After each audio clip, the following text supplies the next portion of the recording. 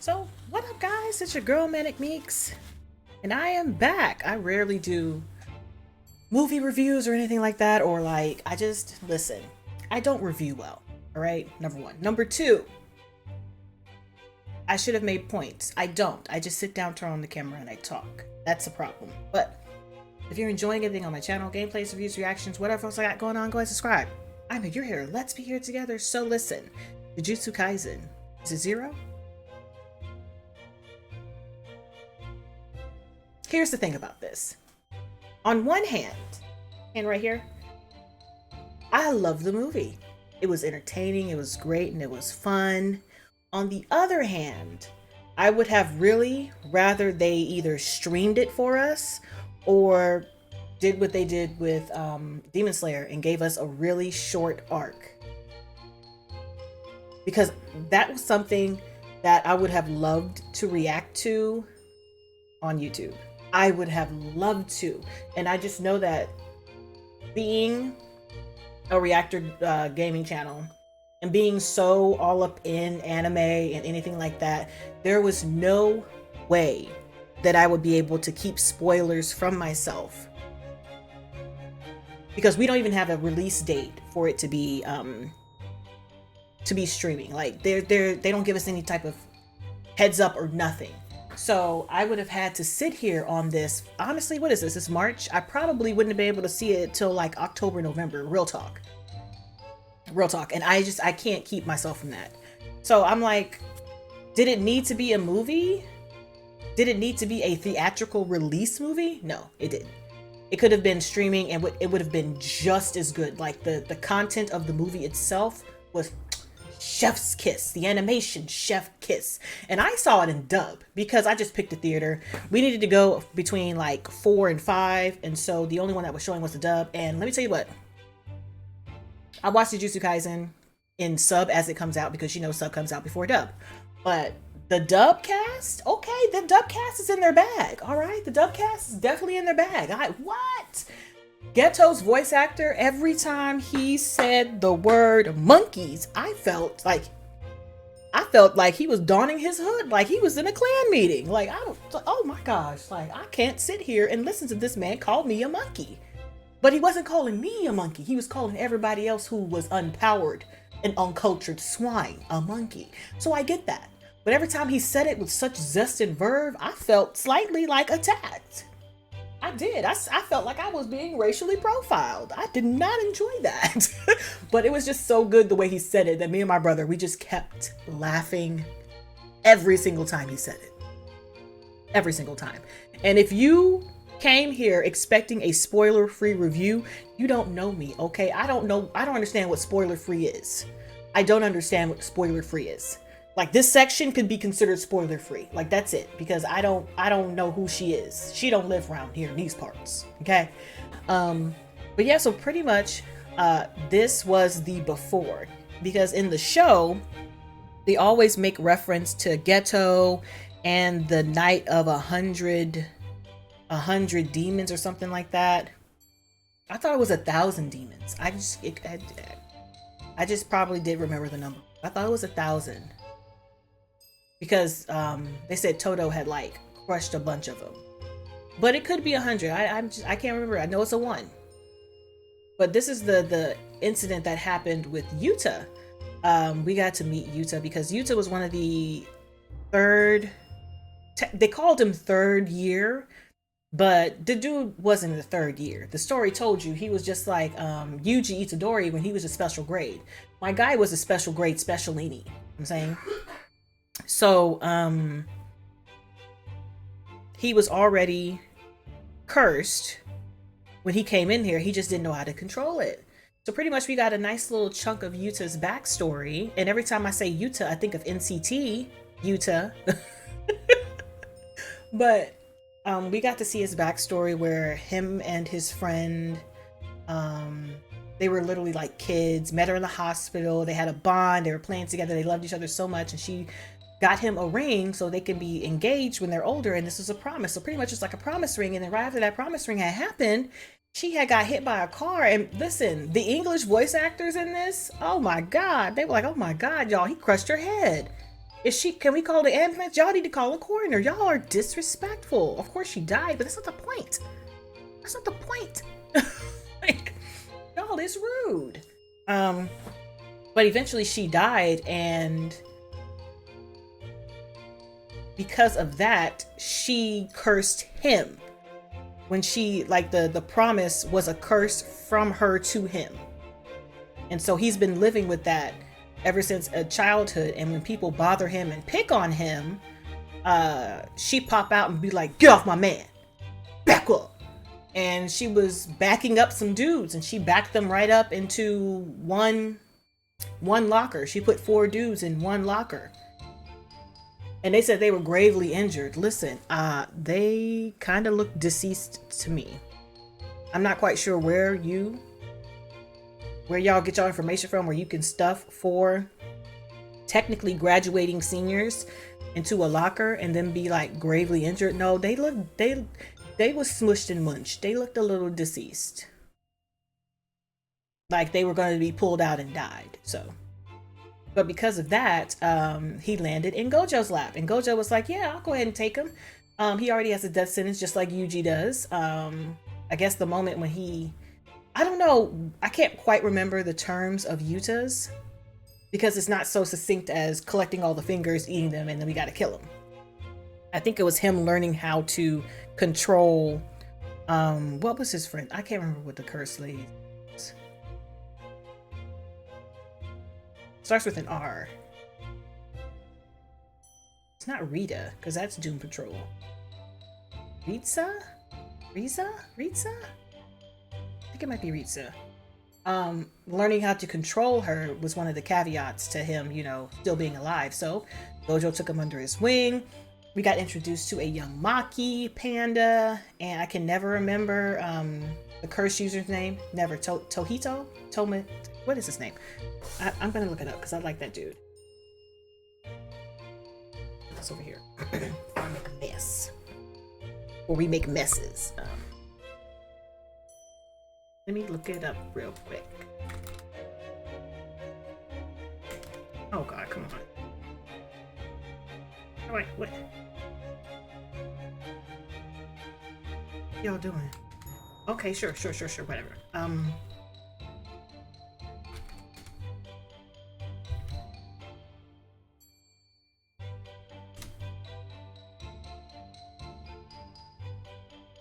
I just want to see the. There we go.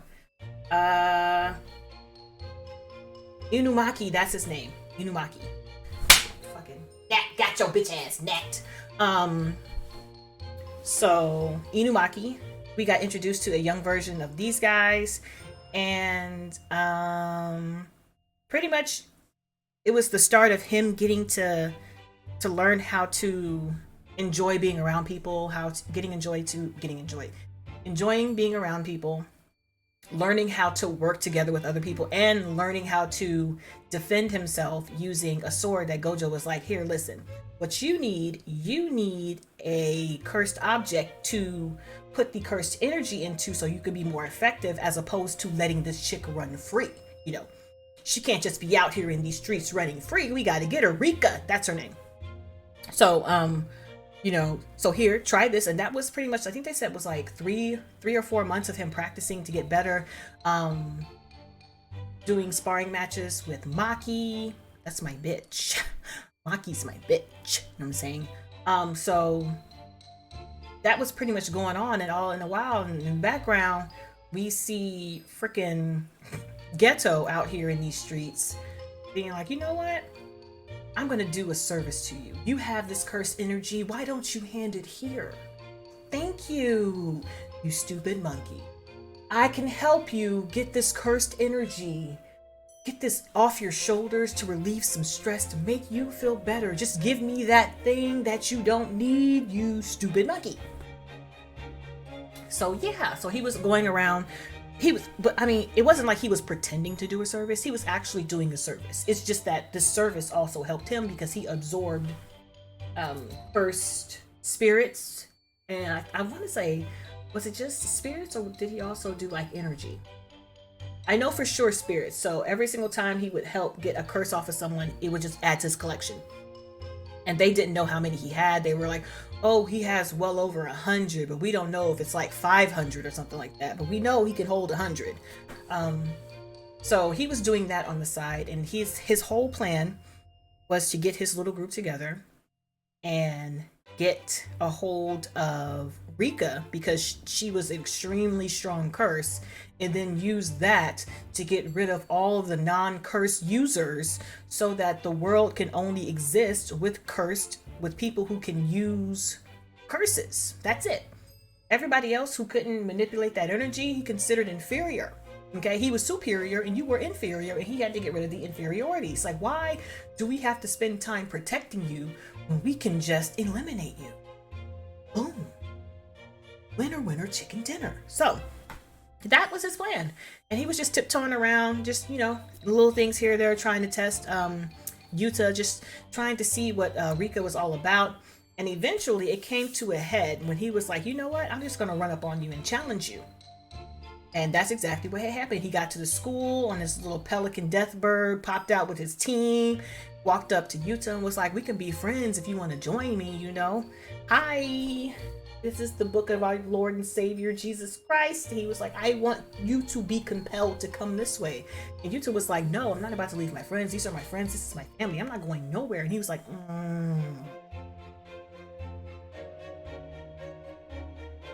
okay. He was literally like, okay.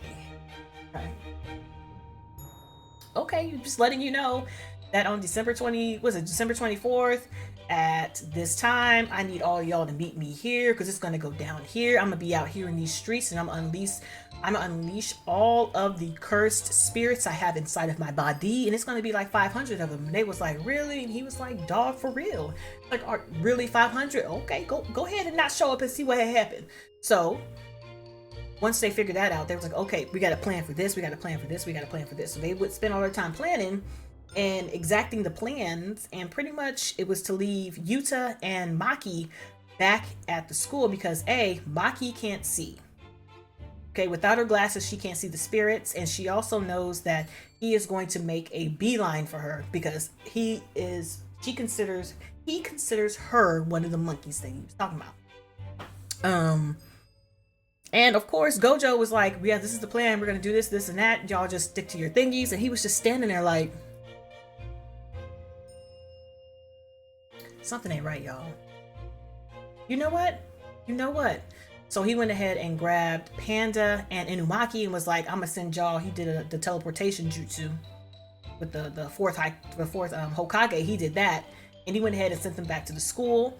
They landed and they saw that Geto had already arrived and had already did some real sus shit of putting up a barrier. And you know, things about to get popping. Now the whole entire story up to this moment was the setup for the shenanigans and tomfoolery that took place in this last act. Listen, this is where the budgeta was budgeting, okay? This is where you can smell the money, okay? You can smell the animation. You can smell the late nights and hard work of the animation teams that they put it together to make this as crisp as possible. You know what I'm saying? We felt that. We saw that. This is why I can't wait for this to be released, because I'm gonna have to watch it again. Because I'm saying all of this right now, and in a few months, I'm going to forget all of this. I'm going to forget every single bit of this. And I want to watch it again. You know what I'm saying? I remember the gist of it, but I'm going to forget how great the animation was, how great the action was. So once Panda and Inumaki were dropped down, Geto was like, oh, that's cute. That's cute. Okay, Gojo got jokes. That's why he did this. All right, I see him. And at first I was confused, but it will be explained. And so shit pops off. We have Maki was the first though. Maki tried to stop Geto. Maki got that ass slapped down real quick, simply because she's no match for Geto.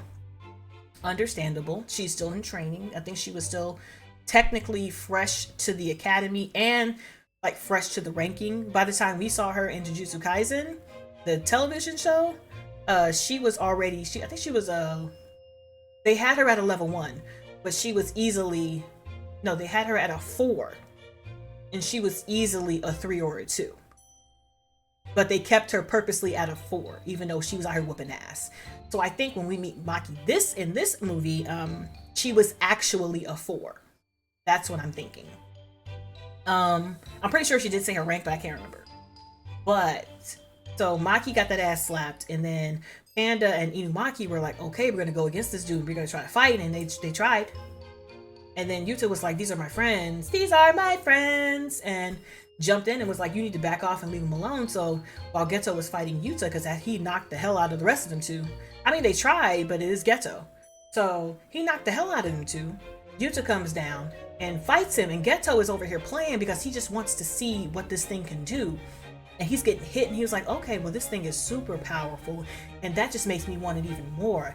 I need to rip this from you. I need to take it from you because I want it. Because if I had this, all of my dreams come true. All of them. Everything. So I gotta get it.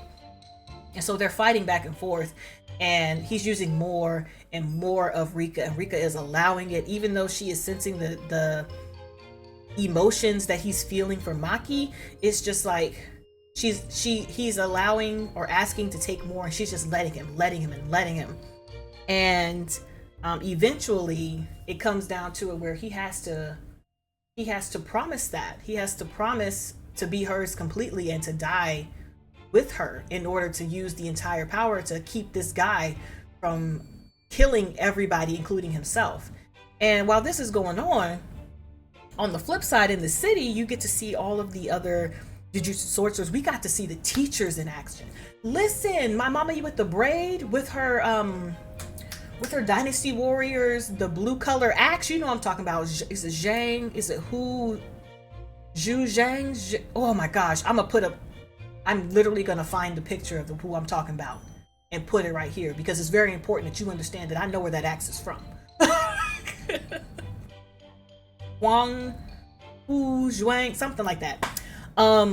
But she was out here whipping, dipping, and flipping, and we got to see like, who else we could see? Somebody was Nanami. Okay, so here's the thing. I am wondering, is it the fabric that also can hold cursed energy or has cursed energy? Because he ripped off that tie, he wrapped it around his knuckles, and it also started to glow and be black flashery like his weapon was. So I'm just like, is this tie in the fabric like cursed material or something? Because he was out here boom, boom, boom. He was hitting people, and it was glorious. And my man was manning. Okay. And there were so many other trainee Jujutsu sorcerers, and they were fodder. And then of course we got to see from the Kyoto the sister school Kyoto. We got to see them, and it's my man. Miwa actually hit somebody when she did her simple domain. I'm so proud of her, because in the show she ain't hit nobody. Maki was like, huh! And you know Itadori was like, huh! Like she didn't hit anybody, but in this one she did. I congratulate you, ma'am. I like that. But on Geto's side, we got to see a bunch of interesting Jujutsu sorcerers, and they're all down for the plan, but is it a larger group? Like, did he take a few of them?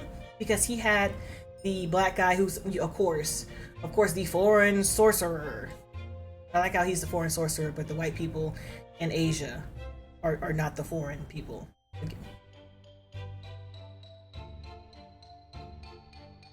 But he was there. I think it was Miguel or something. And then he had the two young girls who were out in the sticks, just like Nobara said, that being out there with this ability, it sucks because, people treat you differently. And so these two girls were treated horrendously, and Geto saved them. And because Geto saved them, they were, of course, going to be down with the sickness. They're going to be down with the plan. Who else did we see? I can't quite remember anybody else from his team besides those three. Because, listen, Gojo Gojo made a mockery of Miguel's face. Oh my gosh. Don't get me wrong, Miguel was hanging in there. He had this cursed rope and he was doing all types of cool stuff and flipping and whipping and dipping and tripping. And then Gojo was like, "Sir, sit down." And he was like, "Oh no, I got a few more minutes." And he was just, it literally was, it was like beep bop bop bop boop boop boop boop boop. It reminds me of that episode of Martin when he decided to go against a boxer for Gina. And then we saw him at the end. They put this fake prosthetic head on and he had all these little lumps and bumps. That's what I imagined his head to look like once he got home. Because Gojo was slapping his ass around. Slapping his ass around. He was mollywopped. He was manhandled. Oh, it kind of hurt. It kind of hurt to be him. But and then it was just a, I can't even word, like, it was so good. That whole section of just pure out like action and fighting was so good because they took the time to build the story. So you know the stakes were dire, but you also knew that everyone that was in the city was the distraction. The distraction was the city. The real project was Geto in the school. And eventually, Yuta was able to handle Geto. He nearly killed him. And then he ran into Gojo at the end of it. And he was like, "Yeah, dog, wow, buddy, what happened?" And Gojo was like, "Dog, really?" And he was like, "So you sent them kids over here for me to beat their ass, just so Yuta would see it. And just so he would freak out and go all out on me so you wouldn't have to do it. You wouldn't have to do this, huh? All right, you tricky, tricky bitch." But I have questions about that, but I'm gonna go back to Yuta real quick. And throughout the movie, Gojo was trying to figure out how Yuta's powers or how Yuta's cursed ability worked. But it comes to find out that Rika didn't put a curse on him. He put a curse on Rika because he could not accept her death because he is descended from a cursed spirit or something like that. I think it was a cursed spirit. That's why he was able to be such a powerful, a cursed user, because he descended from a cursed spirit. So he accidentally cursed her because he didn't want her to leave. So now that he understands that that's his ability, he can now channel it into a weapon and use that to be more effective instead of working through a cursed spirit to put that cursed spirit energy into a weapon. He can cut out the middleman. But it was just keen how Gojo finally got all the pieces of the puzzle and he got to the end and he was just like, oh.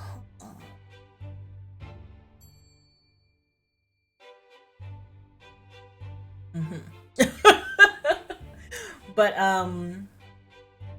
yeah, that's pretty much like the end. They wrapped it up. Everybody lived, because we do know in the show that Yuta is still alive, but he's just not on site. And the end credit scene shows us exactly where Yuta is present day, and that Gojo had to go get him. He is in where is he? Is he Kenya? Oh yeah, he's in Kenya with Miguel because they were just eating lunch, having a conversazione, and then Gojo pops up and was like, "Hey." And I'm just like, "So you just cool with him sitting here chatting with the former enemy? Is y'all friends?" I mean, technically he's still friends with Geto, but I'm just like, listen, I don't like the fact that you're friends with him, because Gojo is a mystery to me. I understand that he has a plan and the way that he wants to do things, and it differed from Geto, but I don't really understand the end game of his plan. He wants the old leadership of Jujutsu sorcery to be gone, and he wants new leadership that's more accepting of new ways of thinking and new tactics to teach. Is that what it is? Like, I need to know these things. I'm a little worried. I like me some Gojo, but baby, don't be Aaron out here in these streets. You know what I'm saying? Don't do that. But this movie was so good. The animation was so good. When I told y'all that I didn't know, my review is literally a verbal telling, because that's what I do. I don't know how to review something without telling what had happened. That's why I don't like doing these movie reviews, because people are like, "Well, did you see the movie? What'd you think?" I loved the shit. I loved it. But I also think that it would have been better if I was able to react to this for YouTube or for Patreon. That's what I wanted to, like, it would have been more effective, because I was in a theater and it was just like, they were quiet. I hate being in quiet theaters. I hate it. I was just like, "Oh my God, so great. oh my God, this is so good. Oh my gosh, did you see that? Oh my God, did you see what happened? Like, I don't like having to be reserved in my reactions to something when I'm out in public. And it was just so good. There were so many like what the fuck moments. There were so many times I had my mask on my face, but I was just like, and you couldn't see. But I will be I can't wait for this to get to streaming so I can get my hands on it again. Because I really enjoyed it. The dubbed voice actors did so good. It was so good. It was just so good. It was so good. No regret seeing it in dubbed at all whatsoever. It was really well acted, and I can't wait for the next season.